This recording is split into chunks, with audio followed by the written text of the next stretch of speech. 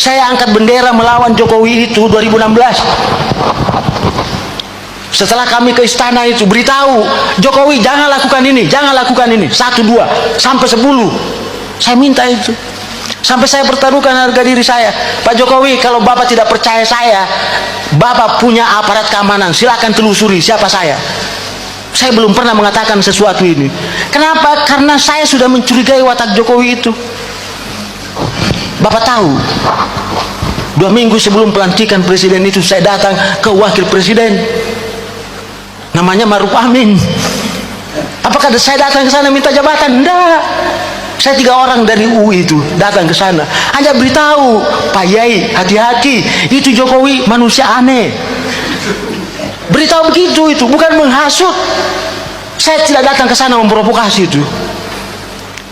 Saya mau beritahu Bapak Ibu bahwa ada orang yang dia lu-lukan jadi presiden, sebenarnya itu berbahaya bagi Indonesia. Tapi siapa lagi yang saya mau jelaskan? Siapa yang mau terima pendapat saya ketika semua teman-teman saya mengatakan Jokowi itu bagus, orang dari desa? Anda tidak perlu tahu, Anda pernah tahu bahwa Jokowi itu sudah lama dipersiapkan.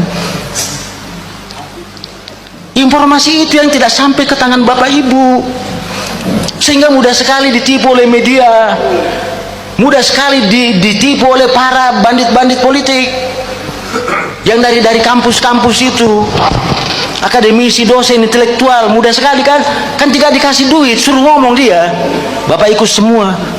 Apa jadinya sekarang? Menyesalkan kita pelihara Jokowi. Dan setelah celakanya itu bukan berakhir Jokowi, ada lagi anaknya dia titip. Karena itu saya bilang, saya tulis di situ, Pak, Jokowi adalah presiden terburuk yang pernah dikirim neraka ke bumi. Saya bilang begitu. Dan Jokowi itu adalah hukuman bagi bangsa Indonesia, karena bangsa Indonesia suka menganiaya dirinya sendiri dan suka menipu dirinya sendiri. Jadi Jokowi itu tidak ada, dia bebas. Dia hanya menjalankan tugas takdirnya dia. Dia diutus oleh neraka, dan dia diutus untuk kasih menderita Bapak. Itu saja itu. Dan saya menghindar dari situ. Saya sudah selamat. Saya sudah ajak semua orang, tapi orang lain tidak mendengarkan saya. Ya, untuk menghancurkan juga dinasti ini. Ya, dinasti ini kan sangat berbahaya bagi demokrasi Indonesia. Bagaimana mungkin bapaknya presiden, anaknya nyalon wapres? Kan etika politiknya nggak ada itu. Ya. Presiden aktif, presiden sedang aktif, anaknya nyalon wapres. Keluarlah itu bansos hampir 500 triliun yang katanya Luhut, setengahnya itu nggak jelas. Entah kemana 250 triliun. Coba bayangkan itu.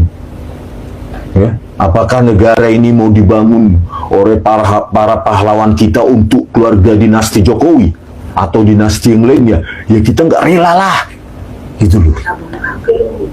Ya, masa semua orang bayar pajak demi dinasti keluarga itu? Memang mereka siapa? Gitu loh. Dulu saja nenek moyang kita model bambu runcing berani melawan Belanda yang jelas-jelas sudah senjata. Oke, halo teman-teman, kembali lagi bersama saya di channel ini. Salam inspirasi, salam NKRI harga mati. Teman-teman, pada kesempatan kali ini turun pengacara kondang yang kita kira ini salah satu pengacara yang memang ternama di Indonesia. Beliau adalah Bung Hotman Paris, yang cukup kita kenal dan tidak asing lagi nama Hotman Paris. Kalau kita berbicara tentang Hotman Paris, apa aja yang ia urus ataupun yang ia pegang, baik itu dalam kasus-kasus gede, kasus-kasus raksasa, itu pasti akan selesai secepat kilat. Nah, pada kesempatan kali ini, dengan hati nurani yang cukup berani dan gagah untuk menyampaikan dan mengambil alih tentang polemik kasus ijazah Jokowi ini, karena memang ada banyak pengacara-pengacara yang lain seakan-akan mereka tutup mata dan tutup mulut, tak berani membantah dan tak berani menyampaikan suatu kebenaran.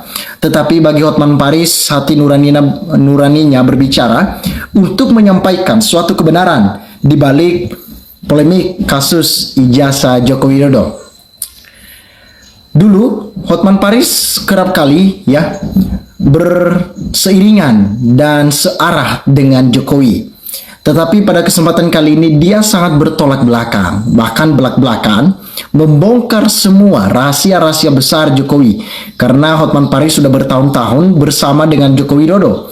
Ini negara atau panggung lundruk, kasus ijazah palsu berlarut-larut bahkan bertahun-tahun. Jadi bahan tertawaan dunia. Herannya banyak yang bangga dengan sebutan negeri para maling.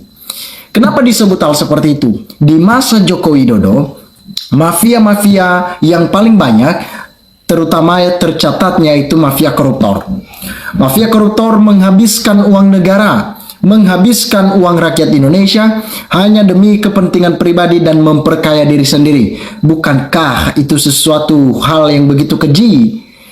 Sebagai pengacara kondang, ya, dia paham betul permainan-permainan Jokowi dalam memanfaatkan suatu kesempatan mencari keuntungan di sana. Marah rakyat mendengar ocehan mutermul. Bahaya jika orang belum jelas dikriminalisasi, apakah tidak takut jika rakyat marah? Ingat Nepal. Ya, rakyat sudah marah, maka tidak ada lagi yang namanya kesempatan atau peluang untuk menyelamatkan diri. Jokowi berhati-hatilah.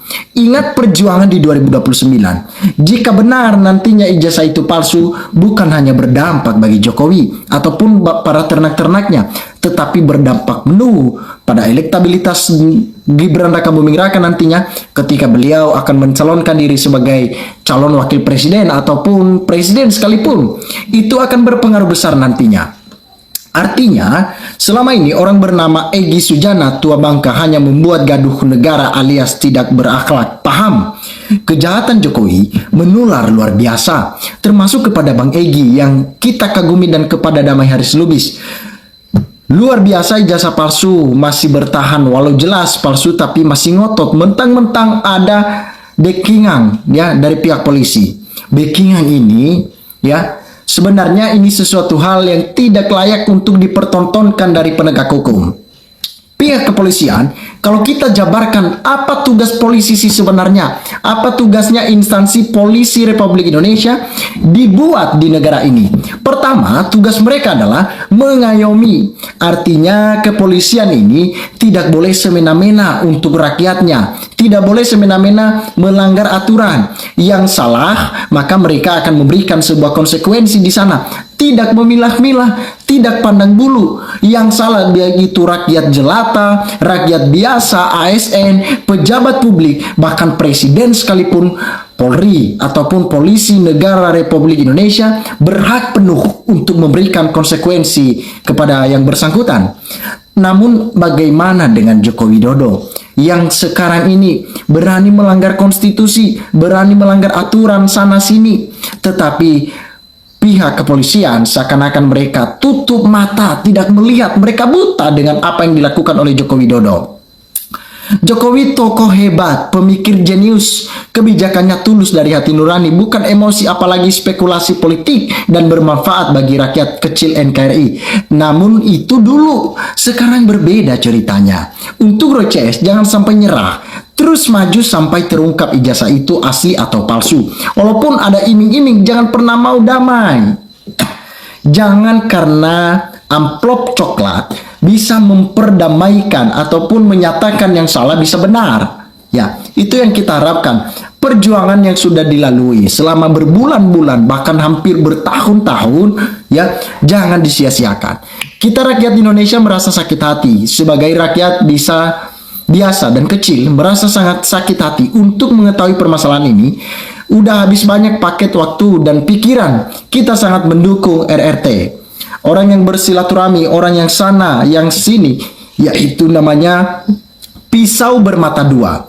Benar, itu yang paling berat, hukumannya yang paling membuat segala masalah. Jangan sampai yang benar di penjara, yang salah tertawa. Hukum jangan dirusak. Artinya, kalau kita melihat saat ini teman-teman, ya, kebanyakan di negara kita, makanya disebut-sebut negara Indonesia ini adalah negara Konoha. Karena hukum, ya, tajam ke bawah, tumpul ke atas. Ketika seorang pejabat, figur, pengamat politik, ya orang yang didolakan dari dulu melakukan pelanggaran, seakan-akan tidak ada hukuman bagi mereka. Tetapi kalau rakyat biasa, rakyat miskin yang melakukan sebuah kesalahan, itu diberlipat-lipat kali ganda ya konsekuensi yang akan diterima. Apakah ini sesuatu yang adil? Apakah ini yang namanya keadilan sosial bagi seluruh rakyat Indonesia? Tentunya poin itu yang harus dijunjung tinggi oleh penegak hukum sebenarnya. Prabowo Subianto, presiden kita saat ini, Gibran Raka Buming Raka, wakil presiden kita, harapan besar kita, mereka mendengarkan ya teriakan rakyat Indonesia yang mengatakan adili Jokowi ya, berikan konsekuensi sesuai dengan pelanggaran dan aturan yang berlaku di negara kita. Rakyat Indonesia bahaya kalau hakim tidak netral. Tapi kalau hakim netral memutuskan hal yang benar, enggak masalah. Mantap pertanyaan Pak Hotman. Paris bertanya ke Termul Pak Hotman, ijazah Jokowi asli atau tidak? Bingung, nggak bisa jawab karena ijazah itu memang benar-benar seperti Rosrio mengatakan 99% itu adalah palsu. Bisa dinyatakan hal seperti itu. Kenapa keberanian mereka berani mengatakan hal seperti itu? Belajar dari yang sudah-sudah. Mereka sangat mengetahui bagaimana Jokowi tak mampu memberikan bukti sedikit pun. Bukan hanya sekedar omongan yang mereka inginkan, tetapi bukti yang benar-benar dilihat secara kasat mata. Seperti Rosrio, mereka mengatakan tetapi ada buktinya juga, ataupun ada data yang mereka bawa di sana. Teman-teman, sahabat-sahabat, dimanapun Anda berada, silakan berikan tanggapan teman-teman di dalam kolom komentar ini, sehingga kita dapat bertukar pikiran antar satu dengan yang lain lewat kolom komentar ini. Terima kasih teman-teman, salam NKRI harga mati.